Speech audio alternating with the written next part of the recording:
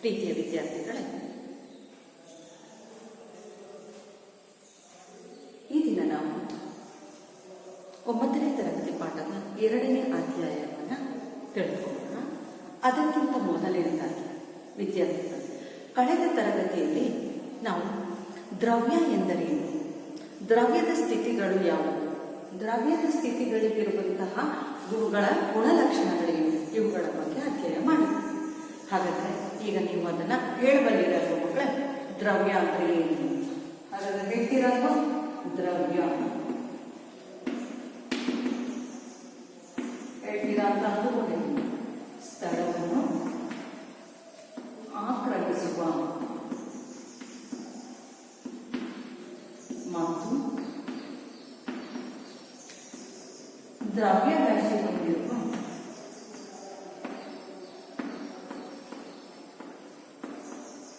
ಯಾವುದೇ ವಸ್ತುಗಳನ್ನು ನಾವು ಏನಂತ ಹೇಳಿ ಕರೀಬಹುದು ಮಕ್ಕಳೇ? ದ್ರವ್ಯ ಅಂತ ಹೇಳ್ಬೋದು. ಅನ್ನುವಂಥದ್ದು ಸ್ಥಳವನ್ನು ಆಕ್ರಮಿಸುತ್ತೆ ಮತ್ತು ರಾಶಿಯನ್ನು ಹೊಂದಿರುತ್ತೆ ಅನ್ನುವಂಥ ಈ ದ್ರವ್ಯದ ಸ್ಥಿತಿಗಳು ಗೊತ್ತೇಳಿದೆ: ಘನ, ದ್ರವ, ಅನ್ನ. ಇದನ್ನು ಅರಿತಂತಹ ನೀವು ಮಕ್ಕಳೇ, ಈ ದಿನದ ಪಾಠ ನಮ್ಮ ಸುತ್ತಮುತ್ತಲೂ ಇರುವಂತಹ ದ್ರವ್ಯ ಏನಿದೆ ಅದು ಶುದ್ಧವೇ ಅನ್ನುವಂತಹದನ್ನು ಅರ್ಥೈಸ್ಬೋದು. ವಿದ್ಯಾರ್ಥಿಗಳು, ನೀವು ಮಾರುಕಟ್ಟೆಯಲ್ಲಿ ಸಿಗುವಂತಹ ಬಹಳಷ್ಟು ವಸ್ತುಗಳನ್ನು ನೋಡಿದ್ದೀರಾ.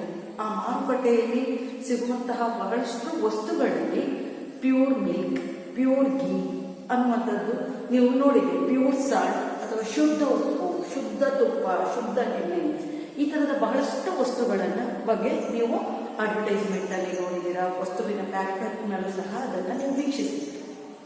ಹಾಗಾದರೆ ಶುದ್ಧ ವಸ್ತು ಅಂತ ಹೇಳಿದರೆ ನೀವು ಅದನ್ನು ಇಷ್ಟಪಟ್ಟು ತೆಗೆದುಕೊಳ್ಳಿಕ್ಕೂ ಸಹ ಅದನ್ನು ಬಳಕೆಗೆ ಯೋಗ್ಯ ಅಂತ ಹೇಳಿ ಅದನ್ನು ತೆಗೆದುಕೊಳ್ಳಿಕ್ಕೂ ಇಚ್ಛೆ ಪಡ್ತೀರ. ಹಾಗಾದರೆ ನಮ್ಮ ಹಂತದಲ್ಲಿ ಶುದ್ಧ ವಸ್ತು ಅಂತ ಹೇಳಿ ನಾವು ಯಾವನ್ನ ಈಗ ಬಳಕೆಗೆ ಅಂತ ಬಳಸ್ಕೊಳ್ತೀವಿ ಅಂದರೆ ಶುದ್ಧವಾದಂತಹ ಹಾಲು ಅಂತ ಹೇಳಿದ್ರೆ ಇದರಲ್ಲಿ ಯಾವುದೇ ರೀತಿಯಲ್ಲಿ ಕಲಬೆರಕೆ ಇಲ್ಲ ಅಂತ ಹೇಳಿ ನೀವು ಭಾವಿಸ್ತೀವಿ. ಹಾಗಾದ್ರೆ ಶುದ್ಧ ಹಾಲು ಕಲಬೆರಕೆ ಇಲ್ಲದ್ದು ಅನ್ನುವಂಥದ್ದು ಶುದ್ಧ. ಆದರೆ ಒಂದು ರಸಾಯನಶಾಸ್ತ್ರದ ಅಧ್ಯಾಯದ ವಿದ್ಯಾರ್ಥಿಯಾಗಿ ಅಥವಾ ವಿಜ್ಞಾನಿಗಳ ದೃಷ್ಟಿಯಲ್ಲಿ ಈ ಶುದ್ಧ ಅನ್ನುವಂಥದ್ದು ಹಾಲಿನ ಪ್ಯಾಕೆಟ್ ಮೇಲೆ ಬರೆದಿರುವಂತಹ ಶುದ್ಧ ಹಾಲು ಏನಿದೆ ಇದು ಶುದ್ಧ ಹಾಲು ಅನ್ನುವಂತಹದ್ದನ್ನು ಅವರು ಒಪ್ಪೋದೇ.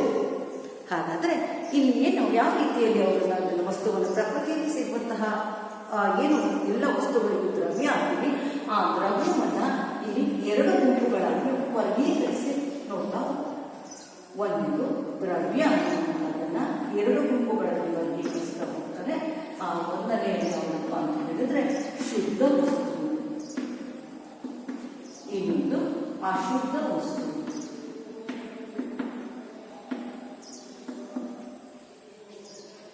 ಹಾಗಾದ್ರೆ ವಿದ್ಯಾರ್ಥಿ, ಶುದ್ಧ ವಸ್ತು ಅಂತ ಹೇಳಿದ್ರೆ ಯಾವುದು, ಅಶುದ್ಧ ವಸ್ತು ಅಂತ ಹೇಳಿದ್ರೆ ಯಾವುದು ಅನ್ನುವಂಥದ್ದು ವಿಜ್ಞಾನಿಗಳ ದೃಷ್ಟಿ.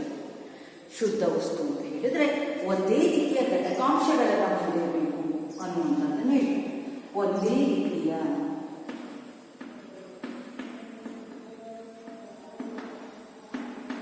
ಘಟಕಾಂಶಗಳು ಇರಬೇಕು ಮತ್ತು ಒಂದೇ ರೀತಿಯ ಕಣಗಳಿಂದ ಮಾಡಲ್ಪಟ್ಟಿದ್ರೆ ಅದನ್ನ ಶುದ್ಧ ವಸ್ತು ಅಂತ ಹೇಳಿ ಕರೀತಾರೆ. ಹಾಗಾದ್ರೆ ಇಲ್ಲಿ ಯಾವುದು ಶುದ್ಧ ವಸ್ತು ಅಂತ ಹೇಳಿ ಉದಾಹರಣೆ ತೆಗೆದುಕೊಳ್ಳೋಣ ಅಂತ ಹೇಳಿ ಮೊದಲಿಗೆ ನಾವು ಇಲ್ಲಿ ಉದಾಹರಣೆಯಾಗಿ ನೀರನ್ನು ತೆಗೆದುಕೊಳ್ಳೋಣ. ವಿದ್ಯಾರ್ಥಿ, ಈ ಲೋಟದಲ್ಲಿ ನೋಡ್ತಾ ಇರುವಂತಹ ನೀರೇನಿದೆ ಇದನ್ನು ನಾವು ಶುದ್ಧ ವಸ್ತುವಿಗೆ ಉದಾಹರಣೆಯಾಗಿ ಕೊಡಬಹುದು.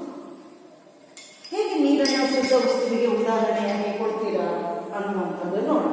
ಇನ್ನೂ ಸ್ವಲ್ಪ ಇದಕ್ಕೆ ನೀರನ್ನು ಹಾಕೋಣ.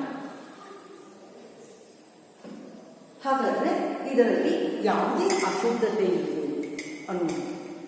ಇಲ್ಲಿ ನಾವು ರಾಸಾಯನಶಾಸ್ತ್ರದಲ್ಲಿ ಈ ನೀರನ್ನು ಶುದ್ಧ ವಸ್ತು ಅಂತ ಹೇಳ್ತಿದ್ದೀವಿ ಅಂತ ಹೇಳಿದ್ರೆ ಲೋಟದಲ್ಲಿರುವಂತಹ ಈ ನೀರಿನ ಅಣುಗಳೇನಿದೆ, ಘಟಕಾಂಶಗಳೇನಿದೆ, ಈ ಪ್ರತಿಯೊಂದು ನೀರಿನ ಘಟಕಾಂಶಗಳಲ್ಲೂ ಸಹ ಏನಾಗಿದೆ, 2 ಹೈಡ್ರೋಜನ್ ಪರಮಾಣು ಮತ್ತು 1 ಆಕ್ಸಿಜನ್ ಪರಮಾಣು ಸೇರಿ ಹೈಡ್ರೋಜನ್ ಅಣು ಆಗಿರುತ್ತೆ.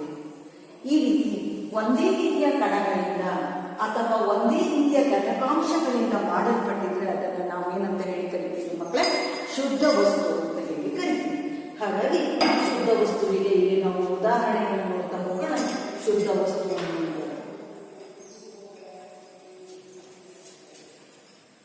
ನೀವು ಯಾವ್ದಾದ್ರೂ ತೆಗೆದುಕೊಳ್ಳಿ, ಆಕ್ಸಿಜನ್ ತೆಗೆದುಕೊಳ್ಬಹುದು, ಅಥವಾ ಬೆಳ್ಳಿ ತೆಗೆದುಕೊಳ್ಬಹುದು, ತಾಮ್ರ ತೆಗೆದುಕೊಳ್ಬಹುದು, ಇದು ಯಾವುದನ್ನೇ ತೆಗೆದುಕೊಳ್ಬಹುದು. ನೀರು ಅಂದ್ರೆ H2O ತೆಗೆದುಕೊಳ್ಬಹುದು, ಅಥವಾ ಕಾರ್ಬನ್ ಡೈಆಕ್ಸೈಡ್ CO2, ಇವುಗಳಲ್ಲಿ ಯಾವುದನ್ನು ತೆಗೆದುಕೊಂಡ್ರು ಸಹ ನೀವು ಅದನ್ನ ಶುದ್ಧ ವಸ್ತು ಅಂತ ಹೇಳ್ಬೋದು. ಯಾಕೆ ಅಂತ ಹೇಳಿದ್ರೆ ಆಕ್ಸಿಜನ್ನಲ್ಲಿರುವಂತಹ ಅಣುವಿನಲ್ಲಿ ಎರಡೂ ಸಹ ಆಕ್ಸಿಜನ್ ಪರಮಾಣುಗಳೇ ಇದೆ. ಬೆಳ್ಳಿಯಲ್ಲಿ ಬೆಳ್ಳಿಯ ಪರಮಾಣುಗಳೇ ಇದೆ, ತಾಮ್ರದಲ್ಲಿ ತಾಮ್ರದ ಪರಮಾಣುಗಳೇ ಇದೆ. ಕಾರ್ಬನ್ ಡೈಆಕ್ಸೈಡ್ ಅಂತ ಹೇಳಿದ್ರೆ CO2 ಅಂತ ಹೇಳಿದ್ರೆ ಕಾರ್ಬನ್ನಿನ ಒಂದು ಅಣು ಇದ್ರೆ ಅದರಲ್ಲಿ ಎರಡು ಅಣು ಯಾವುದಿರುತ್ತೆ?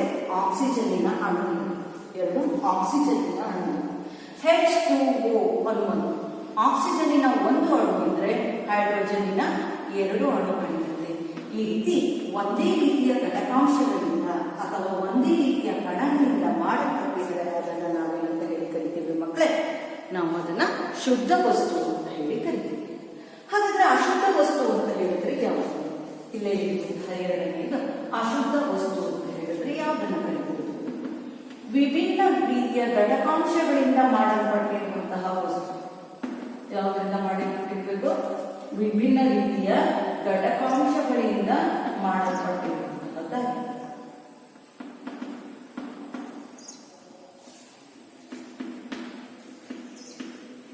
ಮಾಡಲ್ಪಟ್ಟ ವಸ್ತುಗಳಿಗೆ ನಾವೇನು ಹೇಳಿ ಕರಿತೀವಿ? ಅಶುದ್ಧ ವಸ್ತು ಅಂತ ಹೇಳಿ ಕರಿತೀವಿ. ಅಶುದ್ಧ ವಸ್ತು ಅಂತ ಹೇಳಿದ್ರೆ ಘಟಕಾಂಶಗಳು ಬೇರೆ ಆಗಿರುತ್ತೆ. ಅಶುದ್ಧ ಅನ್ನುವಂತ ಹೇಳಿದ್ದಕ್ಕೆ ನಾವು ಉದಾಹರಣೆಯಾಗಿ ಯಾವುದನ್ನು ನೋಡೋಣ? ಗಾಳಿ, ಮಣ್ಣು, ಹಾಲು, ಇವುಗಳನ್ನ ಉದಾಹರಣೆಯಾಗಿ ನಾವು ತೆಗೆದುಕೊಳ್ಳೋಣ. ಹೇಗೆ ಇದರಲ್ಲಿ ವಿವಿಧ ರೀತಿಯ ಘಟಕಾಂಶಗಳಿವೆ ಅನ್ನುವಂಥದ್ದನ್ನು ನೋಡ್ತಾ ಹೋದ್ರೆ ವಾತಾವರಣದಲ್ಲಿರುವಂತಹ ಗಾಳಿಯಲ್ಲಿ ಯಾವ ಯಾವ ಘಟಕಾಂಶಗಳಿರುತ್ತೆ ಅನ್ನುವಂಥದ್ದು. ಕಾರ್ಬನ್ ಡೈಆಕ್ಸೈಡ್ ಇದೆ, ಆಕ್ಸಿಜನ್ ಇದೆ, ನೈಟ್ರೋಜನ್ ಇದೆ, ಹಾಗೆ ಹೀಲಿಯಂ ಇದೆ, ಅಥವಾ ಆರ್ಗಾನ್ ಇದೆ, ನೀರಾವಿ ಇದೆ, ಈ ತರದ ಅಣುಗಳು. ಹಾಗಾಗಿ ಅದನ್ನ ವಿವಿಧ ಗಾಳಿಯಲ್ಲಿ ವಿವಿಧ ಘಟಕಾಂಶಗಳಿದೆ ಅಂತ ಹೇಳಿ ತಿಳಿದುಕೊಳ್ಳೋದು. ಮಣ್ಣನ್ನು ತೆಗೆದುಕೊಂಡ್ರೆ ಮಣ್ಣಿನಲ್ಲಿಯೂ ಸಹ ಮಣ್ಣಿನ ಪದರ ವಿವಿಧ ಪದರಗಳಲ್ಲಿ ಇರುತ್ತೆ. ಆ ಮಣ್ಣಿನಲ್ಲಿ ಪೋಷಕಾಂಶಗಳಿರುತ್ತೆ, ಮರಳಿರುತ್ತೆ, ಜೇಡಿ ಮಣ್ಣಿರುತ್ತೆ. ಹಾಗಾಗಿ ವಿವಿಧ ಘಟಕಾಂಶಗಳಿಂದ ವಿಭಿನ್ನ ಘಟಕಾಂಶಗಳಿಂದ ಮಾಡಲ್ಪಟ್ಟಿದ್ರೆ ಅದನ್ನ ನಾವೇನಂತ ಹೇಳಿ ಕರಿತೀವಿ? ಅದನ್ನು ಸಹ ನಾವು ಅದನ್ನ ಅಶುದ್ಧ ವಸ್ತು ಅಥವಾ ಇದನ್ನ ಮಿಶ್ರಣಕ್ಕೆ ಉದಾಹರಣೆಯಾಗಿ ಕರೀತೀವಿ. ಹಾಗೆ ಹಾಲು, ಶುದ್ಧ ಹಾಲು, ಈಗ ನಾವು ನೋಡ್ತಾ ಇರುವಂತಹ ಕರ್ನಾಟಕದಲ್ಲಿ ಹಾಲನ್ನು ತೆಗೆದುಕೊಂಡಿದ್ದೀವಿ. ಈ ಹಾಲಿನಿಂದ ಇದು ಶುದ್ಧವಾದಂತಹ ಹಾಲಾಗಿದೆ. ಈ ಹಾಲು ಏನಿದೆ ಇದನ್ನ ನಾವೀಗ ಶುದ್ಧ ವಸ್ತು ಮತ್ತು ಅಶುದ್ಧ ವಸ್ತು, ಪ್ಯೂರ್ ಶುದ್ಧ ವಸ್ತುವಿನ ಪ್ಯಾಕೆಟ್ ಇಂದನೇ ತಂದಿದ್ದೀವಿ. ಆದ್ರೆ ನಾನು ಅದನ್ನು ಇಲ್ಲಿ ಬರಿತಾ ಇದ್ದೀನಿ, ಇಲ್ಲಿ ಬರೆದಿದ್ದೀನಿ. ಯಾಕಪ್ಪ ಅಂತ ಹೇಳಿದ್ರೆ ಇದರಲ್ಲಿ ವಿಭಿನ್ನ ಘಟಕಾಂಶಗಳಿದೆ. ಹಾಲು ಕುಡಿದೋಗಿದೆಯಾ? ಇಲ್ಲ. ಹಾಗಾದ್ರೆ ಯಾವ ಘಟಕಾಂಶಗಳು ಇದರಲ್ಲಿ ಇದೆ ಅಂತ ಹೇಳಿದ್ರೆ ಹಾಲಿನಲ್ಲಿ ನೀರಿದೆ ತಾನೆ, ನೀರಿದೆ.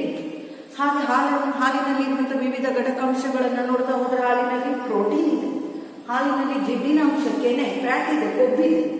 ಹಾಗಾಗಿ ಈ ರೀತಿಯ ವಿವಿಧ ಘಟಕಾಂಶಗಳನ್ನು ಹೊಂದಿರುವಂತಹ ವಸ್ತುಗಳನ್ನು ನಾವೇನಂತ ಹೇಳ್ತೀವಿ ಮಕ್ಕಳೇ?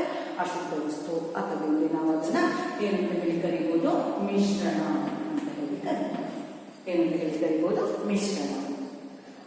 ಒಂದೇ ಒಂದು ರೀತಿಯ ಕಣಗಳಿಂದ ಮಾಡಲ್ಪಟ್ಟಿದ್ರೆ ಅದನ್ನು ಶುದ್ಧ ವಸ್ತು. ವಿಭಿನ್ನ ಘಟಕಾಂಶಗಳಿಂದ ಮಾಡಲ್ಪಟ್ಟಿರುವಂತಹ ಅಶುದ್ಧ ವಸ್ತುವನ್ನು ನಾವು ಇದರಲ್ಲಿ ಅದನ್ನ ಏನಂತ ಹೇಳಿ ಕರಿತೀವಿ?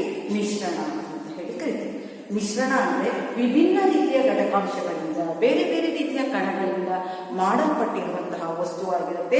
ಉದಾಹರಣೆಗೆ ಗಾಳಿ, ಮಣ್ಣು, ಹಾಲು, ಸೋಡಿಯಂ ಕ್ಲೋರೈಡ್ ಇತ್ಯಾದಿ. ಯಾವುದೇ ಭೌತಿಕ ಪ್ರಕ್ರಿಯೆಯಿಂದ ಅದನ್ನು ನಾವು ಬೇರ್ಪಡಿಸಲಿಕ್ಕೆ ಸಾಧ್ಯ ಆಗುವುದಿಲ್ಲ. ಇವುಗಳನ್ನು ನಾವೇನಂತ ಹೇಳಿ ಕರಿತೀವಿ ಮಕ್ಕಳ? ಅದನ್ನ ಮಿಶ್ರಣ ಅಂತ ಹೇಳಿ ಕರಿತೀವಿ. ಮಿಶ್ರಣಕ್ಕೆ ಬಂದಾಗ ಮಿಶ್ರಣದಲ್ಲಿಯೂ ಸಹ ಎರಡು ರೀತಿಯ ಮಿಶ್ರಣವನ್ನು ನಾವು ನೋಡಬಹುದು. ಒಂದು ಸಮರೂಪ ಮಿಶ್ರಣ, ಇನ್ನೊಂದು ಅಸಮರೂಪ ಮಿಶ್ರಣ.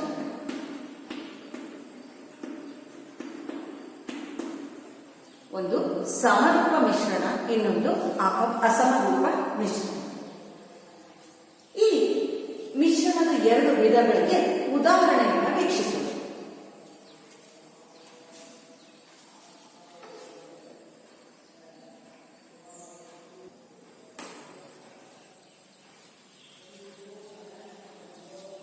ವಿದ್ಯಾರ್ಥಿಗಳು, ಈಗ ನಾವು ಮಿಶ್ರಣದ ವಿಧಗಳಾದಂತಹ ಸಮರೂಪ ಮಿಶ್ರಣದ ಬಗ್ಗೆ ತಿಳಿದುಕೊಳ್ಳೋಣ. ಸಮರೂಪ ಮಿಶ್ರಣ ಅಂತ ಹೇಳಿದ್ರೆ ಏನು? ಏಕರೀತಿಯ ಸಂಯೋಜನೆಯಿಂದ ಮಾಡಲ್ಪಟ್ಟಿದೆ. ಏಕರೀತಿಯ ಸಂಯೋಜನೆಯಿಂದ ಮಾಡಲ್ಪಟ್ಟಿರುವಂತದ್ದು. ಇದು ಅಸಮರೂಪ ಮಿಶ್ರಣ ವಿಭಿನ್ನ ಘಟಕಾಂಶಗಳಿಂದ ಮಾಡಲ್ಪಟ್ಟಿರುವಂತದ್ದು.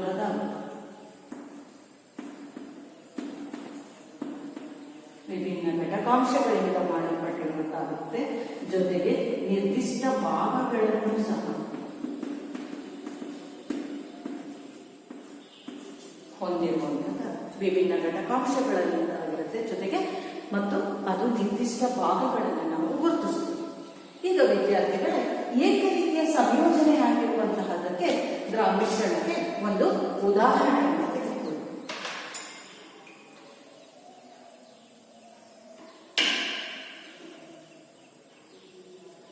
ವಿದ್ಯಾರ್ಥಿಗಳು, ಈಗ ನಾವು ಏಕರೀತಿಯ ಸಂಯೋಜನೆಗೆ ಒಂದು ಉದಾಹರಣೆಯನ್ನು ತೆಗೆದುಕೊಳ್ತಾ ಹೋಗ್ತೀವಿ.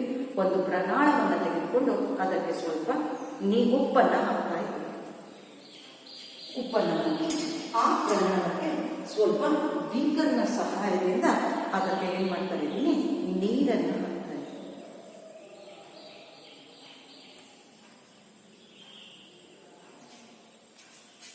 ಏನಾಗ್ತಾ ಇದೆ ಗಮನಿಸಿ ವಿದ್ಯಾರ್ಥಿಗಳು. ಏನಾಗುತ್ತೆ? ಉಪ್ಪು ನೀರಿನಲ್ಲಿ ಕರಗುತ್ತೆ. ಗೊತ್ತೇ? ಉಪ್ಪು ನೀರಿನಲ್ಲಿ ಕರಗಿದ ನಂತರ ಇಲ್ಲಿ ನೀರಿನಲ್ಲಿ ಉಪ್ಪಿನ ಕಣ ಯಾವುದು, ನೀರು ಯಾವುದು, ಅಥವಾ ಸುಮ್ಮನೆ ಹಾಗೆ ನೋಡಿದ್ರೆ ಉಪ್ಪು ನೀರಿನಲ್ಲಿ ಕರಗಿದೆಯಾ ಅನ್ನುವಂತಹ ಯಾವ ಸುಳಿವು ಸಿಗೋದೇ. ನೀವು ನೋಡಿರುವುದರಿಂದ ಗೊತ್ತಾಗುತ್ತೆ. ಇಲ್ಲಾಂದ್ರೆ ನೀವು ಅದನ್ನ ರುಚಿ ಮಾಡೇ ನೋಡ್ಬೇಕಾಗುತ್ತೆ.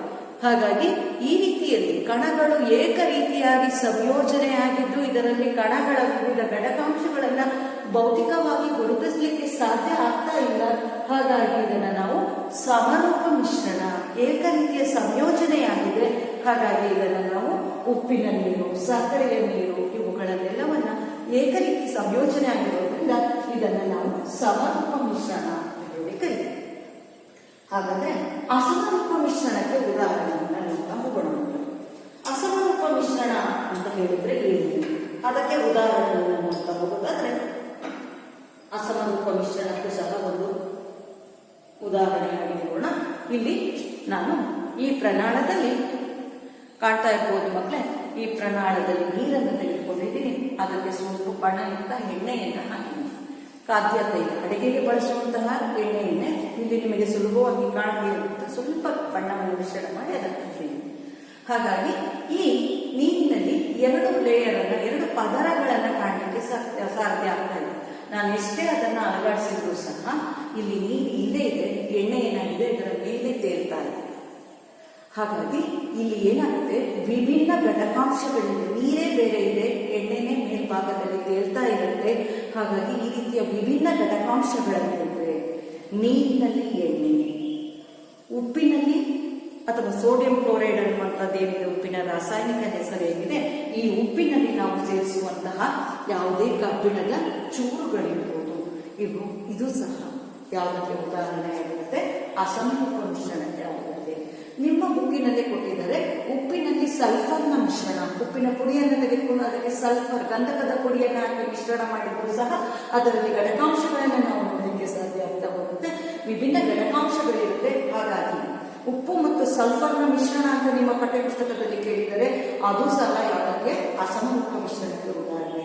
ಸೋಡಿಯಂ ಕ್ಲೋರೈಡ್ ಮತ್ತು ಕಬ್ಬಿಣದ ರಜೆಗಳು ಅಥವಾ ಕಬ್ಬಿಣದ ಚೂರುಗಳು, ಉಪ್ಪು ಅಥವಾ ಕಬ್ಬಿಣದ ಚೂರುಗಳು, ಇದು ಸಹ ಯಾವುದಕ್ಕೆ ಉದಾಹರಣೆ? ಅಸಮರೂಪ ಮಿಶ್ರಣಕ್ಕೆ ಉದಾಹರಣೆ. ನೀರು ಮತ್ತು ಎಣ್ಣೆಯ ಮಿಶ್ರಣ, ಇದು ಸಹ ಯಾವುದಕ್ಕೆ ಉದಾಹರಣೆ?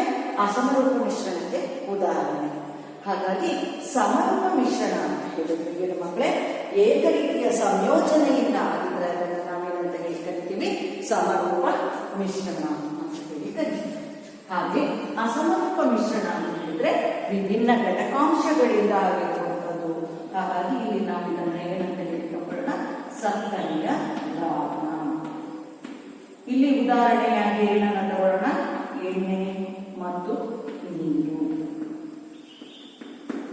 ಮಿಶ್ರಣವನ್ನು ನಾವು ಸರಿಯಾಗಿ ಗುರುತಿಸುವಾಗ ಮಿಶ್ರಣಕ್ಕೆ ಯಾವುದೇ ರೀತಿಯಲ್ಲಿ ನಿರ್ದಿಷ್ಟವಾದ ಒಂದೇ ಒಂದು ಅಣುಸೂತ್ರ, ನಿರ್ದಿಷ್ಟ ಅಣುಸೂತ್ರದಿಂದ ಹೇಳಲಿಕ್ಕೆ ಸಾಧ್ಯ ಆಗುವುದಿಲ್ಲ. ಆದರೂ ಸಹ ನೀವು ಅದನ್ನು ನೆನಪಿನಲ್ಲಿ ಇಟ್ಕೊಂಡು ಮಿಶ್ರಣವನ್ನು ಬೇರೆ ಪಡಿಸಲಿಕ್ಕೆ ಗುರುತಿಸಲಿಕ್ಕೆ ಸಾಧ್ಯ ಆಗ್ತಾ ಹೋಗುತ್ತೆ ಮಕ್ಕಳು. ಹಾಗಾಗಿ ಈಗ ನೋಡಿ, ನಾವು ಮುಂದುವರೆಗೆ ತಿಳಿದಿರುವಂಥದ್ದು ದ್ರವ್ಯ ಎಂದರೇನು ಅನ್ನುವಂಥದ್ದು ಗೊತ್ತಿದ್ದು, ಭೌತಿಕವಾಗಿ ದ್ರವ್ಯವನ್ನ ಘನ, ದ್ರವ, ಅನಿಲ ಅಂತ ಹೇಳಿ ವರ್ಗೀಕರಿಸ್ತಾ ಹೋಗ್ತೀವಿ. ಆದರೆ ಪ್ರಸ್ತುತ ಪಾಠದಲ್ಲಿ ಈಗ ನಾವು ದ್ರವ್ಯವನ್ನು ರಾಸಾಯನಿಕ ಸಂಯೋಜನೆಗಳ ಮೂಲವಾಗಿ ನೋಡ್ತಾ ಹೋದರೆ ದ್ರವ್ಯವನ್ನು ಶುದ್ಧ ವಸ್ತು ಮತ್ತು ಅಶುದ್ಧ ವಸ್ತು ಅಥವಾ ಮಿಶ್ರಣ ಅಂತ ಹೇಳಿ ನಾವು ಅದನ್ನ ಎರಡು ವರ್ಗಗಳಾಗಿ ವಿಂಗಡಿಸ್ತಾ ಹೋಗ್ತೀವಿ. ಮಿಶ್ರಣದಲ್ಲಿ ಒಂದು ಸಮರೂಪ ಮಿಶ್ರಣ, ಮತ್ತೊಂದು ಅಸಮರೂಪ ಮಿಶ್ರಣ. ಮಿಶ್ರಣದಲ್ಲಿನ ಘಟಕಗಳು ಏಕರೂಪವಾಗಿ ಸಂಯೋಜನೆ ಆಗಿದ್ರೆ ಅದನ್ನು ನಾವು ಸಮರೂಪ ಮಿಶ್ರಣ ಅಂತ ಹೇಳಿ ಕರಿತೀವಿ. ಮಿಶ್ರಣದಲ್ಲಿ ವಿವಿಧ ಘಟಕಾಂಶಗಳು ಸೇರಿಕೊಂಡಿದ್ರೆ ಅದನ್ನು ನಾವು ಅಸಮರೂಪ ಮಿಶ್ರಣ ಅಂತ ಹೇಳಿ ಕರಿತೀವಿ. ಹಾಗಾಗಿ ಸಮರೂಪ ಮಿಶ್ರಣಕ್ಕೆ ಉದಾಹರಣೆ ಯಾವುದು ಮಕ್ಕಳೇ, ಸಕ್ಕರೆಯ ನೀರು ಅಥವಾ ಉಪ್ಪಿನ ನೀರು. ಹಾಗೆ ಅಸಮರೂಪ ಮಿಶ್ರಣಕ್ಕೆ ನೀವು ಹೇಳ್ತಾ ಹೋಗ್ತೀರ. ಹೀಗಾಗಿ ಈಗ ನಾವು ಸಕ್ಕರೆಯ ದ್ರಾವಣ ಅಥವಾ ಉಪ್ಪಿನ ದ್ರಾವಣವನ್ನ ಈಗ ನೋಡ್ತಾ ಹೋಗೋಣ. ಈಗ ವಿದ್ಯಾರ್ಥಿಗಳೇ, ನೀವು ಆಗಲೇ ವೀಕ್ಷಿಸಿದ ಹಾಗೆ ಸಕ್ಕರೆ ಇದನ್ನು ನಾವೇನ್ ಮಾಡಿದ್ದೀವಿ, ಈಗ ಇಲ್ಲಿ ಸ್ವಲ್ಪ ಉಪ್ಪನ್ನು ಹಾಗೆ ಇಟ್ಟಿದ್ದೀವಿ. ಇಲ್ಲಿ ಏನಾಗಿದೆಯಪ್ಪ ಅಂದ್ರೆ ಉಪ್ಪು ಹಾಕಿ, ಸಕ್ಕರೆ ಹಾಕಿ, ಇದು ಉಪ್ಪನ್ನು ಹಾಕಿದ್ದೀವಿ, ಮತ್ತೆ ನೀರನ್ನು ಹಾಕಿ ಉಪ್ಪಿನ ಹೆಚ್ಚಿನ ಪ್ರಮಾಣದಲ್ಲಿ ಇದನ್ನು ಹಾಕಿ. ಹಾಗಾಗಿ ಏನಾಯಿತು, ಸಕ್ಕರೆಯ ದ್ರಾವಣದ ಉಪ್ಪಿನ ದ್ರಾವಣ ಅಂತ ತಿಳಿಸ್ಕೊಂಡ್ರೆ. ಹಾಗಾದ್ರೆ ದ್ರಾವಣ ಅಂತ ಏನು? ದ್ರಾವಣ ಅನ್ನುವಂಥದ್ದು ಸಕ್ಕರೆ ನೀರಿನಲ್ಲಿ ಕರಗಿದಿದ್ದಾರೆ. ಹಾಗಾದ್ರೆ ದ್ರಾವಣ ಅಂತ ಹೇಳಿದ್ರೆ ಎರಡು ಅಥವಾ ಎರಡಕ್ಕಿಂತ ಹೆಚ್ಚಿನ ವಸ್ತುಗಳ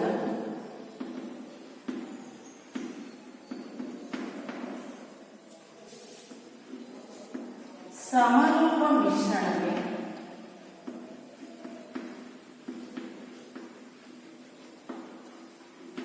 ದ್ರಾವಣ. ನೋಡಿ ಮಕ್ಕಳೇ, ಈ ಪ್ರನಾಳ ಅಥವಾ ಈ ಟೆಸ್ಟ್ ಟ್ಯೂಬಿನಲ್ಲಿ ನೀರು ಇದೆ, ಉಪ್ಪು ಇದೆ. ಈ ನೀರು ಮತ್ತು ಉಪ್ಪು ಎರಡೂ ಸಹ ಏನಾಗಿದೆ, ಅದೆರಡೂ ಸಹ ಏಕ ರೀತಿಯಲ್ಲಿ ಸಂಯೋಜನೆ ಆಗಿ ಅದೇನಾಗಿದೆ, ಎರಡು ಅಥವಾ ಎರಡಕ್ಕಿಂತ ಹೆಚ್ಚು ವಸ್ತುಗಳು ಸಮರೂಪವಾಗಿ ಮಿಶ್ರಣ ಆಗಿ ಅದೇನಾಗಿದೆ, ಅದು ಉಪ್ಪು ಯಾವುದು ನೀರು ಯಾವುದು ಅನ್ನುವಂಥದ್ದನ್ನು ಗುರುತಿಸಲಿಕ್ಕೆ ಸಾಧ್ಯ ಆಗದೆ ಇರುವಷ್ಟು ಮಟ್ಟಿಗೆ ಈಗ ನಾನು ಉಪ್ಪಿನ ನೀರನ್ನು ಇಲ್ಲಿ ತೆಗೆದುಕೊಂಡಿದ್ದೀವಿ. ಇದನ್ನೇ ಉಪ್ಪಿನ ದ್ರಾವಣವನ್ನು ಉಪ್ಪು ಹಾಕಿರುವಂತಹದ್ದು ಇದರಲ್ಲಿ ಹಾಕಿದಾಗ ಅದೇನಾಗಿದೆ, ಸಮರೂಪವಾಗಿ ಬೆಳೆಸಿದೆ.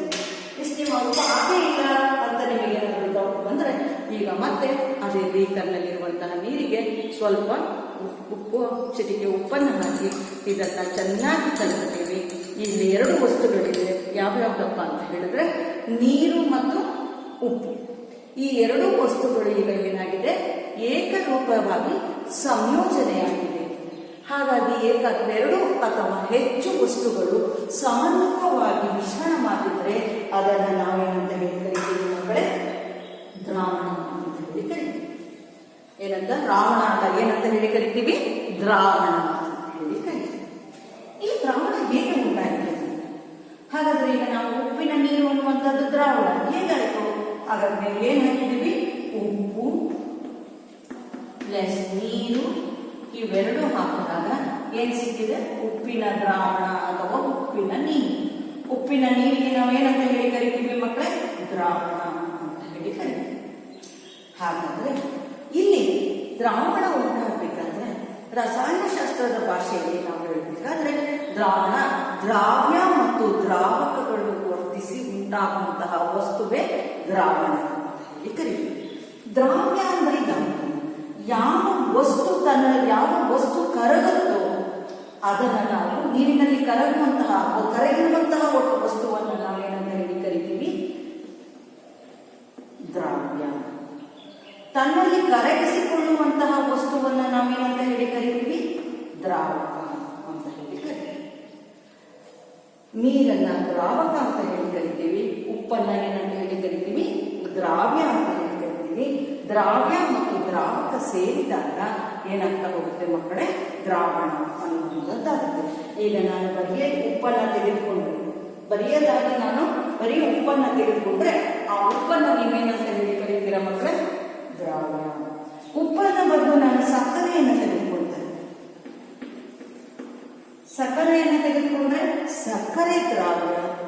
ನೀರಿನಲ್ಲಿ ಕರಗಿದೆ ಅಥವಾ ಹೆಚ್ಚು ಘಟಕಾಂಶವನ್ನು ಹೊಂದಿರುವಂತಹ ವಸ್ತು ದ್ರಾವಣ ಆಗಬೇಕಾದ್ರೆ ಹೆಚ್ಚು ಯಾವುದು ಘಟಕಾಂಶವನ್ನು ಹೊಂದಿರುತ್ತೋ, ದ್ರಾವಣದ ಘಟಕಾಂಶಗಳು ಹೆಚ್ಚಿನ ಘಟಕಾಂಶವನ್ನು ಹೊಂದಿರುತ್ತೋ ಅದನ್ನು ನಾವು ಯಾವುದು ಅಂತ ಹೇಳಿ ಕರಿತೀವಿ? ದ್ರಾವಕ ಅಂತೀವಿ. ಹಾಗಾಗಿ ಸಕ್ಕರೆ ಮತ್ತು ನೀರಿನಲ್ಲಿ ನೀರು ದ್ರಾವಕ, ಸಕ್ಕರೆ ದ್ರಾವ್ಯ, ಸಕ್ಕರೆಯ ನೀರು ಏನಾಗಿರುತ್ತೆ? ದ್ರಾವಣ ಆಗಿರುತ್ತೆ. ದ್ರಾವ್ಯ ಪ್ಲಸ್ ದ್ರಾವಕ ಇವೆರಡು ವರ್ತಿಸಿದಾಗ ನಮಗೆ ಏನ್ ಸಿಗುತ್ತೆ ಮಕ್ಕಳೇ? ದ್ರಾವಣ ಅನ್ನುವಂಥದ್ದು ಸಿಗುತ್ತೆ. ದ್ರಾವಣದಲ್ಲಿ ಕಣಗಳೇನಾಗುತ್ತೆ? ಏಕ ರೀತಿಯಲ್ಲಿ ಸಂಯೋಜನೆಯಾಗಿ ಎರಡು ಅಥವಾ ಎರಡಕ್ಕಿಂತ ಹೆಚ್ಚು ವಸ್ತುಗಳಿರುತ್ತೆ. ಅವೆರಡೂ ಸಹ ಬೆರೆತು ಅದು ಸಮರೂಪ ಮಿಶ್ರಣವನ್ನು ಉಂಟು ಮಾಡಿದ್ರೆ ಅದನ್ನು ನಾವು ಏನಂತ ಹೇಳಿ ಕರಿತೀವಿ? ದ್ರಾವಣ ಅಂತ ಹೇಳಿ ಕರಿತೀವಿ.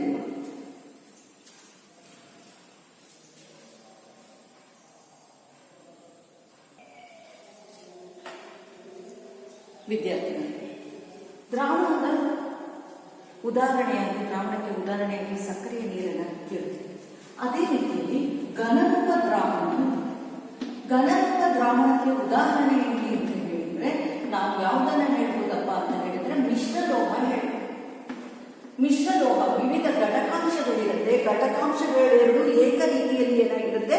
ಸಮರೂಪವಾಗಿ ಮಿಶ್ರಣ ಆಗಿರುತ್ತೆ. ಹಾಗಾಗಿ ಘನರೂಪದ ದ್ರಾವಣಕ್ಕೆ ಮಿಶ್ರಲೋಹ ಅಂತ ಹೇಳ್ತೀವಿ. ಹಾಗೆ ಅನಿಲ ರೂಪದ ದ್ರಾವಣಕ್ಕೆ ಒಂದು ಉದಾಹರಣೆ ಏನು ಅಂತ ಹೇಳಿದ್ರೆ ಅನಿಲ ರೂಪದ ಮಿಶ್ರಣಕ್ಕೆ ಯಾವುದನ್ನ ಹೇಳ್ತೀರಾ? ಗಾಳಿ. ದ್ರವ ರೂಪದ ಮಿಶ್ರಣಕ್ಕೆ ಒಂದು ಉದಾಹರಣೆಯನ್ನ ಹೇಳಿ ಅಂತ ಹೇಳಿದ್ರೆ ಏನನ್ನ ಹೇಳ್ತೀರಾ? ಸಕ್ಕರೆಯ ನೀರು. ಅಥವಾ ನಿಮ್ಮ ಬುಕ್ಕಿನಲ್ಲಿರೋ ಲಿಮೋನೇಡ್ ಏನಿದೆ ಇದು. ಹಾಗಾದ್ರೆ ಘನರೂಪದ ದ್ರಾವಣಕ್ಕೆ ಉದಾಹರಣೆ ಮಿಶ್ರಲೋಹ ಅಂತ ಹೇಳಿದ್ರೆ ಇಲ್ಲಿ ಲೋಹ ಅಲೋಹಗಳ ಸಮರೂಪ ಮಿಶ್ರಣ. ಹಾಗಾಗಿ ಇಲ್ಲಿ ಬೇರೆ ಬೇರೆ ಈಗ ಸ್ಟೈನ್ಲೆಸ್ ಸ್ಟೀಲ್ ಅನ್ನುವಂಥದ್ದಿಗೆ ಮನೆಯಲ್ಲಿ ಬಳಸ್ತಾ ಇದ್ದಾರೆ ಸ್ಟೀಲ್ ಪಾತ್ರೆಗಳು. ಅದರಲ್ಲಿ ಕಾರ್ಬನ್ ಇದೆ, ನಿಕಲ್ ಇದೆ, ಕ್ರೋಮಿಯಂ ಇದೆ, ಈ ತರದಲ್ಲಿ ಕಬ್ಬಿಣ ಇದೆ. ಈ ತರದ ಘಟಕಾಂಶಗಳು ಅದರಲ್ಲಿ ಇದ್ದು ಅವೆಲ್ಲವೂ ಸಮರೂಪವಾಗಿ ಆಗಿರುವಂತದ್ರಿಂದ ಅದನ್ನ ಘನರೂಪದ ದ್ರಾವಣ. ಅನಿಲ ರೂಪದ ದ್ರಾವಣ ಗಾಳಿ. ಇಲ್ಲಿ ಗಾಳಿಯಲ್ಲಿರುವಂತಹ ವಿವಿಧ ಘಟಕಾಂಶಗಳೆಲ್ಲವೂ ಒಟ್ಟಾಗಿ ಸೇರ್ಕೊಂಡಿರುತ್ತೆ. ಕಾರ್ಬನ್ ಡೈಆಕ್ಸೈಡ್ ಆಗಿರ್ಬೋದು, ನೈಟ್ರೋಜನ್ ಆಗಿರ್ಬೋದು, ಆಕ್ಸಿಜನ್ ಆಗಿರ್ಬೋದು, ಆರ್ಗಾನ್ ಆಗಿರ್ಬೋದು, ನೀರಾವಿ ಆಗಿರ್ಬೋದು, ಇವೆಲ್ಲವೂ ಸಹ ಏಕರೀತಿ ಸಂಯೋಜನೆ. ದ್ರವದಲ್ಲಿ ಘಟಕಾಂಶಕ್ಕೆ ನಿಮಗೆ ಉದಾಹರಣೆ ಗೊತ್ತೇ. ಲಿಮೋನೇಡ್ ಅನ್ನುವಂಥದ್ದು ನಿಂಬೆ ಹಣ್ಣಿನ ರಸ ಪಾನಕವನ್ನ ಮಾಡಿ ಅದನ್ನು ನಾವು ಜ್ಯೂಸ್ ಅನ್ನ ಮಾಡಿ ಕುಡಿದ್ರೆ ಎಲ್ಲ ಕಡೆಗೂ ಸಹ ಇಡೀ ಲೋಕದ ಎಲ್ಲ ಕಡೆಗೂ ಸಹ ಆ ಕಣಗಳು ಒಂದೇ ರೀತಿಯ ರುಚಿಯನ್ನು ಕೊಡುವಂತಹದ್ದಾಗಿರುತ್ತೆ. ಹಾಗಾಗಿ ಏಕ ರೀತಿಯಲ್ಲಿ ಸಮರೂಪವಾಗಿ ಸಂಯೋಜನೆ ಆಗಿರುತ್ತೆ. ದ್ರಾವಣದ ಗುಣಗಳನ್ನು ನೋಡ್ತಾ ಹೋಗೋಣ. ದ್ರಾವಣದ ಗುಣಗಳಲ್ಲಿ ದ್ರಾವಣ ಅನ್ನುವಂಥದ್ದು ನಿಮಗೆ ಗೊತ್ತೇ ಇದೆ, ಚಟುವಟಿಕೆಯಿಂದ ತಿಳಿದುಕೊಂಡಿದ್ದೀರಾ. ಇದು ಸಮರೂಪ ಮಿಶ್ರಣ. ಕಣಗಳ ವ್ಯಾಸ ಅಂತ ಹೇಳಿದ್ರೆ ತುಂಬಾ ಚಿಕ್ಕದಾದ ಕಣಗಳಾಗಿರುತ್ತೆ. 1 ನ್ಯಾನೋಮೀಟರ್ನಷ್ಟು ಇರುವಂತಹದ್ದಾಗಿದೆ. ಕಣಗಳು ತುಂಬಾ ಚಿಕ್ಕದಾಗಿರುತ್ತದೆ. 1 ನ್ಯಾನೋಮೀಟರ್ ಅಂತ ಹೇಳಿದ್ರೆ ಅತ್ಯಂತ ಚಿಕ್ಕದಾದ ಕಣ ಆಗಿರುವುದರಿಂದ ಇದು ಬೆಳಕಿನ ಕಿರಣಗಳನ್ನು ಚದುರಿಸುವಂತಹ ಸಾಮರ್ಥ್ಯವನ್ನ ಹೊಂದಿರುವುದಿಲ್ಲ. ಈ ದ್ರಾವ್ಯದ ಅಂದ್ರೆ ಈ ದ್ರಾವಣ ಏನಿದೆ ಅದರಲ್ಲಿ ದ್ರವ್ಯದ ಕಣಗಳನ್ನ ಬೇರ್ಪಡಿಸಲಿಕ್ಕೆ ಸಾಧ್ಯ ಇಲ್ಲ. ಹಾಗಾಗಿ ಸೋಸುವಿಕೆಯಿಂದ ದ್ರಾವಣದಲ್ಲಿರುವಂತಹ ಕಣಗಳನ್ನು ಬೇರ್ಪಡಿಸಲಿಕ್ಕೆ ಸಾಧ್ಯ ಇಲ್ಲ. ದ್ರಾವಣದ ಕಣ ತಳ ಸೇರೋದಿಲ್ಲ. ಉಪ್ಪಿನ ನೀರನ್ನ ನಾವು ಸಕ್ಕರೆಯ ನೀರನ್ನ ಹಾಗೆ ಇಟ್ಟರೆ ಅದರಲ್ಲಿ ಸಕ್ಕರೆ ಕೊನೆಗೆ ಬಂದು ತಳ ಸೇರುತ್ತಾ? ಇಲ್ಲ. ಕರಗಿದ ನಂತರ ಅದು ಕರಗಿದ ಸ್ಥಿತಿಯಲ್ಲೇ ಇರುತ್ತೆ. ಅದು ಕಣಗಳು ಎಷ್ಟು ಅಲಗಾಡಿಸದೆ ಹಾಗೆ ಇಟ್ಟರು ಅದು ಅದರ ತಳ ಸೇರುವುದಿಲ್ಲ. ಆದ್ದರಿಂದ ದ್ರಾವಣ ಸ್ಥಿರವಾಗುತ್ತದೆ ಅಂತ ಹೇಳಿ ನಾವು ತಿಳಿಯಲಿಕ್ಕೆ ಸಾಧ್ಯ ಅಂತ ವಿದ್ಯಾರ್ಥಿಗಳು.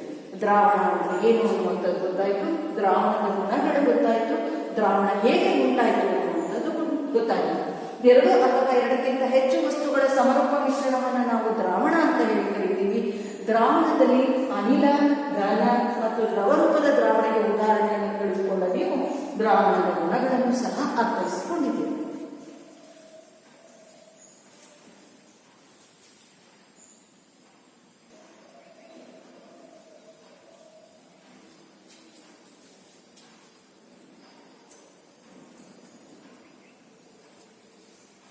ವಿದ್ಯಾರ್ಥಿಗಳೇ, ದ್ರಾವಣದ ವಿಧಗಳು.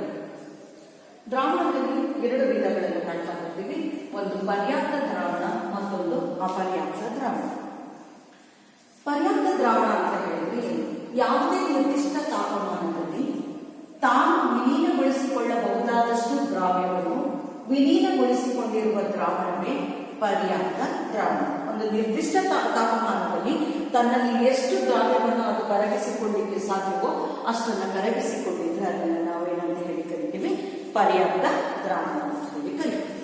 ಹಾಗೆ ಅಪರ್ಯಾಪ್ತ ದ್ರಾವಣ ಅಂದ್ರೆ ಒಂದು ದ್ರಾವಣವು ಹೊಂದಿರುವ ದ್ರಾವ್ಯದ ಪರಿಮಾಣವು ಒಂದೊಮ್ಮೆ ಪರ್ಯಾಪ್ತ ಮಟ್ಟಕ್ಕಿಂತ ಕಡಿಮೆ ಇದ್ದಲ್ಲಿ ಅದನ್ನು ನಾವೇನಂತ ಹೇಳಿ ಕರಿತೀವಿ?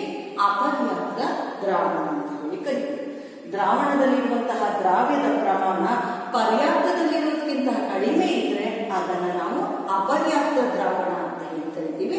ಇದನ್ನು ಸಹ ಪರ್ಯಾಪ್ತ ಮತ್ತು ಅಪರ್ಯಾಪ್ತ ದ್ರಾವಣವನ್ನು ತಯಾರಿಕೆಯನ್ನ ಮುಂದಿನ ಚಟುವಟಿಕೆಯಲ್ಲಿ ವೀಕ್ಷಿಸೋಣ.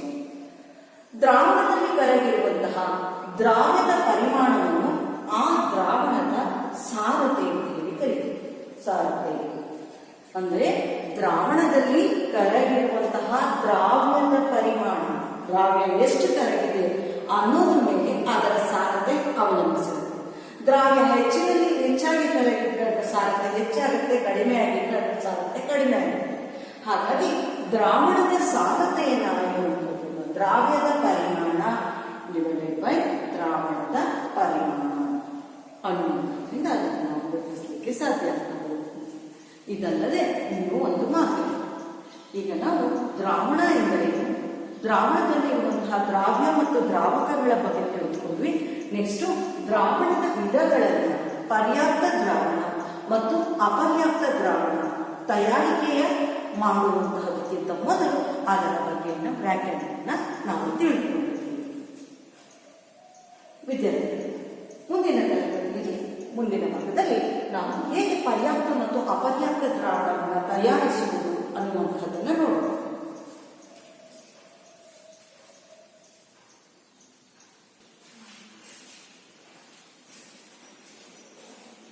ವಿದ್ಯಾರ್ಥಿಗಳು, ಈಗ ನಾವು ನಿಲಂಬಿತ ಮಿಶ್ರಣ ಅಂದ್ರೆ ಏನು ಅನ್ನುವಂಥದ್ದನ್ನು ವೀಕ್ಷಿಸಿ. ಇಲ್ಲಿ ನಾನು ಒಂದು ಪ್ರಮಾಣವನ್ನು ತೆಗೆದುಕೊಂಡಿದ್ದೀನಿ. ಆ ಪ್ರಮಾಣಕ್ಕೆ ನೀರನ್ನು ಹಾಕಿ ಅದಕ್ಕೆ ಇಲ್ಲೇ ಇರುವಂತಹ ಸೀಮೆ ಸುಣ್ಣದ ಪುಡಿಯನ್ನು ಇದಕ್ಕೆ ಹಾಕಿದ್ದೀನಿ. ಪ್ರಮಾಣ ತೆಗೆದುಕೊಂಡು ಅದಕ್ಕೆ ನೀರು ಹಾಕಿ ಸೀಮೆ ಸುಣ್ಣದ ಪುಡಿಯನ್ನು ಹಾಕಿ ಇದನ್ನು ಚೆನ್ನಾಗಿ ಕಲಿತಿದ್ದೀನಿ.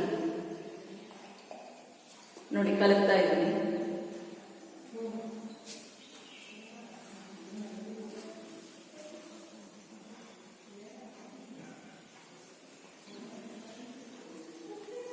ಕಲಕಿದ್ದೀನಿ.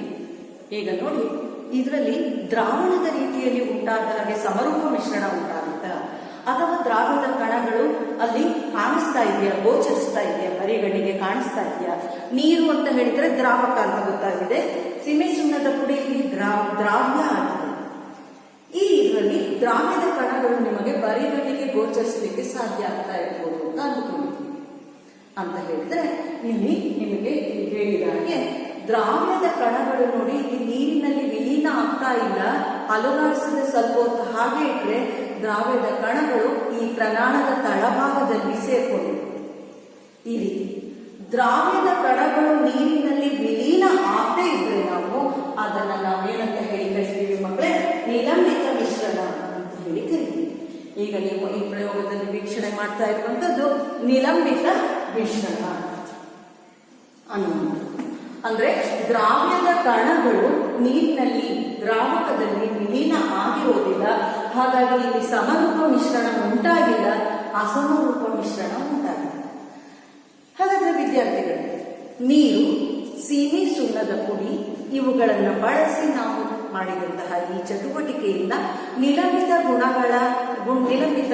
ಕಣಗಳ ಲಕ್ಷಣಗಳನ್ನ ಹೇಳ್ಬೋದು. ಅಂದ್ರೆ ನಿಲಂಬಿತ ಕಣಗಳು ಅಸಮರೂಪ ಮಿಶ್ರಣ. ನೋಡಿ, ಏಕರೂಪತೆ ಇಲ್ಲ, ಒಪ್ಕೊಳ್ತೀರ. ನಿಮಗೆ ನಿಲಂಬಿತ ಕಣಗಳನ್ನ ಬರಿಗಣ್ಣಿನಿಂದ ನೋಡ್ಲಿಕ್ಕೆ ಸಾಧ್ಯ ಇದೆ. ಇದರಲ್ಲಿರುವ ಸೀಮೆ ಸುಣ್ಣದ ಪುಡಿಯನ್ನ ನಾವು ಬರಿಗಣ್ಣಿನಿಂದ ನೋಡ್ಲಿಕ್ಕೆ ಸಾಧ್ಯ ಇದೆ, ಇದನ್ನು ಸಹ ಒಪ್ಪಿಕೊಳ್ತೀರ. ನಿಲಂಬಿತ ಮಿಶ್ರಣದ ಕಣಗಳು ತಮ್ಮ ಮೂಲಕ ಹಾದು ಹೋಗುವಂತಹ ಬೆಳಕಿನ ಕಿರಣಗಳನ್ನ ಚದುರಿಸುತ್ತೆ, ಅದರ ಪಥ ಏನಾಗುತ್ತೆ, ಕಾಣುವಂತೆ ಮಾಡುತ್ತೆ ಅನ್ನುವಂಥದ್ದು ಈ ಸಂಬಂಧಿಸಿದಂತಹ ಈ ವಾಕ್ಯಕ್ಕೆ ಸಂಬಂಧಿಸಿದಂತಹ ಚಟುವಟಿಕೆಯನ್ನು ಮುಂದಿನ ತರಗತಿಯಲ್ಲಿ ನೋಡೋಣ. ಆದ್ರೆ ಇದನ್ನ ನೀವು ಅರಿತಿದ್ದೀರ ಅಂತ ಅನ್ಕೊಳ್ತೀನಿ. ಹಾಗಾದ್ರೆ ನಿಲಂಬಿತ ಮಿಶ್ರಣ ಅಂತ ಹೇಳಿದ್ರೆ ದ್ರಾವಿಡ ಕಣಗಳು ದ್ರಾವಣದಲ್ಲಿ ವಿಲೀನವಾಗದೇ ಇತ್ತು, ಅದು ಅಸಮರೂಪದ ಮಿಶ್ರಣ ಉಂಟಾಗಿದ್ರೆ ಅದನ್ನ ನಾವು ಏನಂತ ಹೇಳಿ ಕರಿತೀವಿ ಮಕ್ಕಳೇ, ನಿಲಂಬಿತ ಮಿಶ್ರಣ ಅಂತ ಹೇಳಿ ಕರಿತೀವಿ. ನಿಲಂಬಿತ ಮಿಶ್ರಣಕ್ಕೆ ಅದಕ್ಕೆ ಉದಾಹರಣೆಯಾಗಿ ನೀರು, ಸೀಮೆ ಸುಣ್ಣದ ಪುಡಿ, ನೀರು, ಗೋಧಿ ಹಿಟ್ಟು, ನೀರು, ಮಣ್ಣು ಇವುಗಳ ಯಾವುದನ್ನು ಹಾಕಿದ್ರು ಸಹ ಇವು ನೀರಿನಲ್ಲಿ ವಿಲೀನ ಆಗುವುದಿಲ್ಲ. ಜೊತೆಗೆ ಅಲುಗಾಡಿಸದೆ ಹಾಗೆ ಇಟ್ಟಾಗ ಅದು ತಳಭಾಗದಲ್ಲಿ ಕರ್ನಾಟಕದ ತಳಭಾಗದಲ್ಲಿ ಸಂಗ್ರಹ ಆಗುತ್ತೆ. ಹಾಗಾಗಿ ನಿಲಂಬಿತ ಮಿಶ್ರಣಗಳು ಅಸ್ಥಿರ ಅನ್ನುವಂಥದ್ದನ್ನ ಗುರುತಿಸಬಹುದು.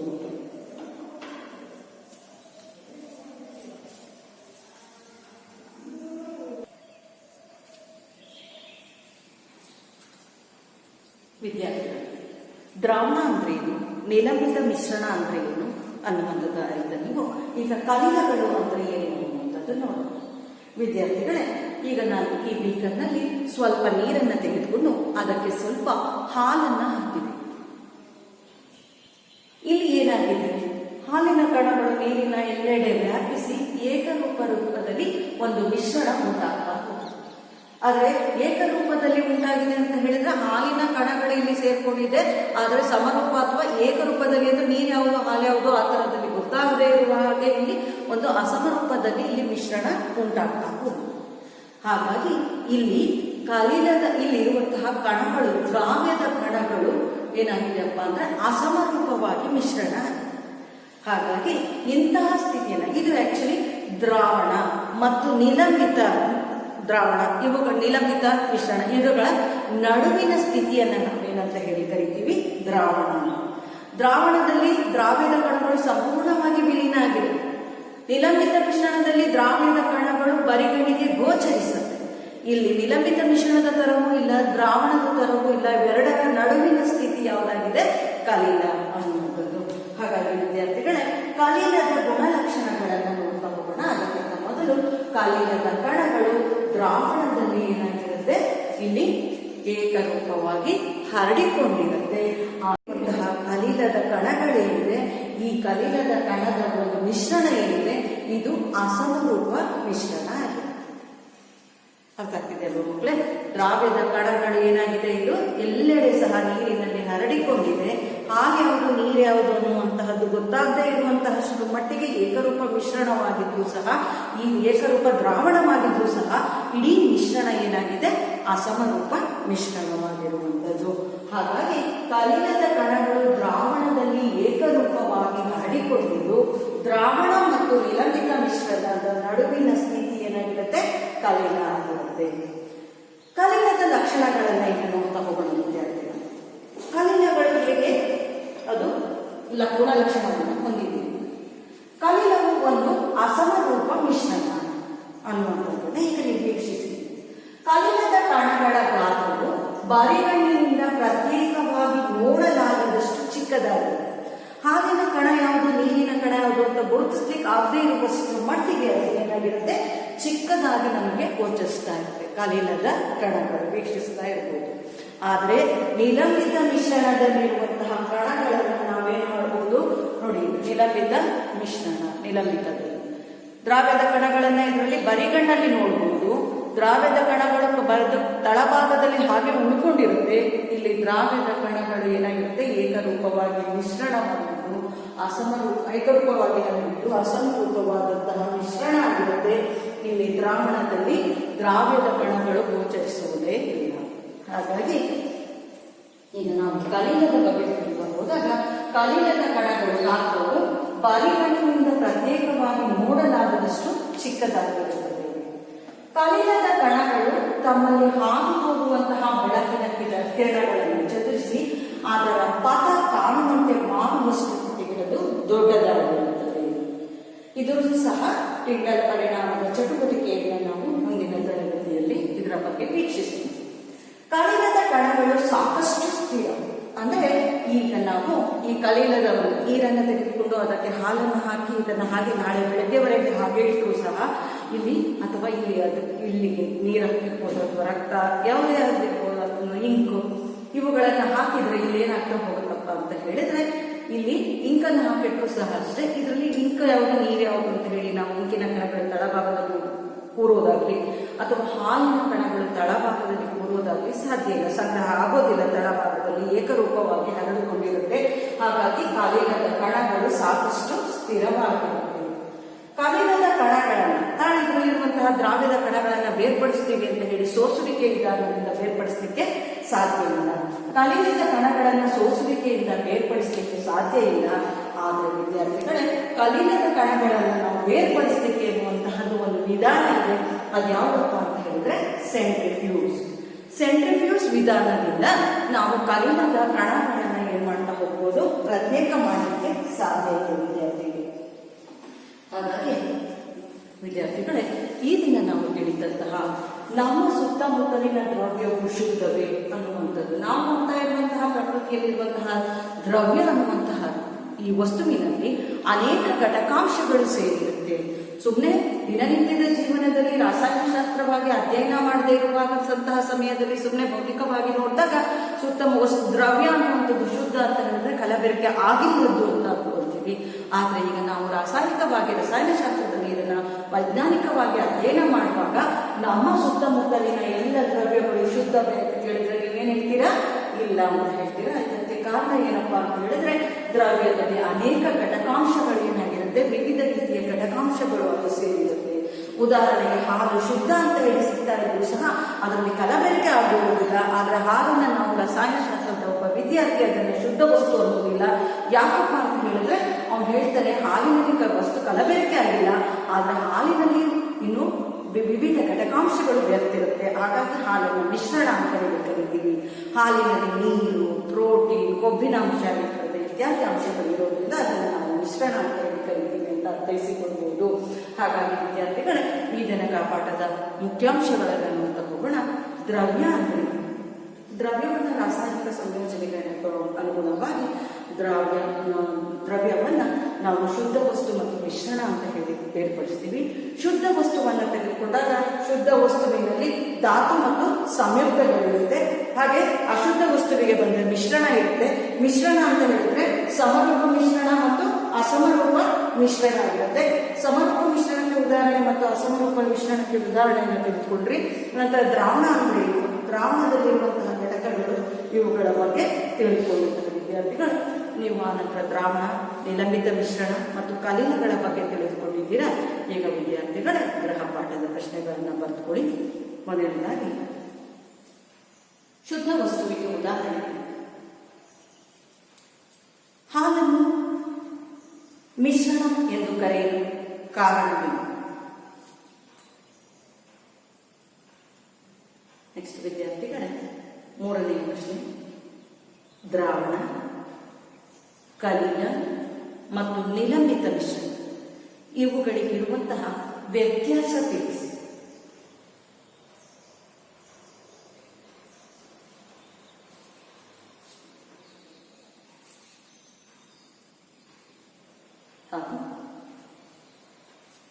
ದ್ರಾವಣದ ಮುಂದಿನ ಪ್ರಶ್ನೆ. ದ್ರಾವಣದ ಲಕ್ಷಣಗಳನ್ನು ಪಟ್ಟಿ ಮಾಡಿ.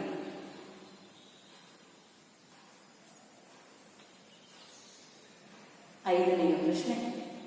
ನಿಮ್ಮ ಸುತ್ತಮುತ್ತಲಿನಲ್ಲಿ ಕಂಡುಬರುವಂತಹ ದ್ರವ್ಯಗಳನ್ನು ಶುದ್ಧ ವಸ್ತು, ಮಿಶ್ರಣ, ಕಲಿಲ, ದ್ರಾವಣ, ನಿಲಂಬಿತ ಮಿಶ್ರಣಗಳಾಗಿ ವಿಂಗಡಿಸ್ತಾವೆ.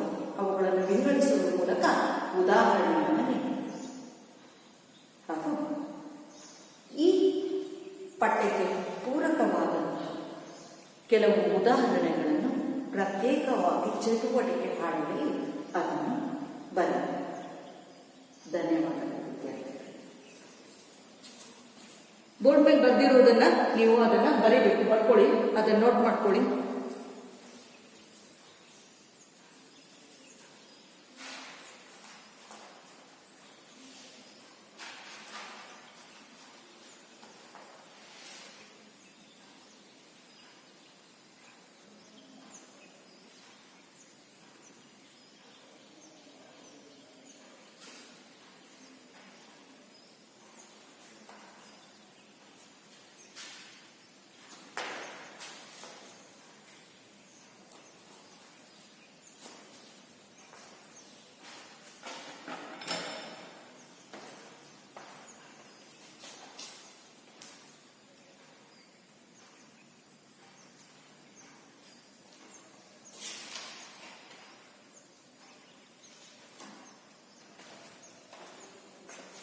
ಹಾಗೂ ಚಟುವಟಿಕೆಯಲ್ಲಿ ಗೃಹಪಾಠಕ್ಕೆ ಕಲ್ಲಿನ ದ್ರಾವಣ ಮತ್ತು ನಿಲಂಬಿತ ಮಿಶ್ರಣ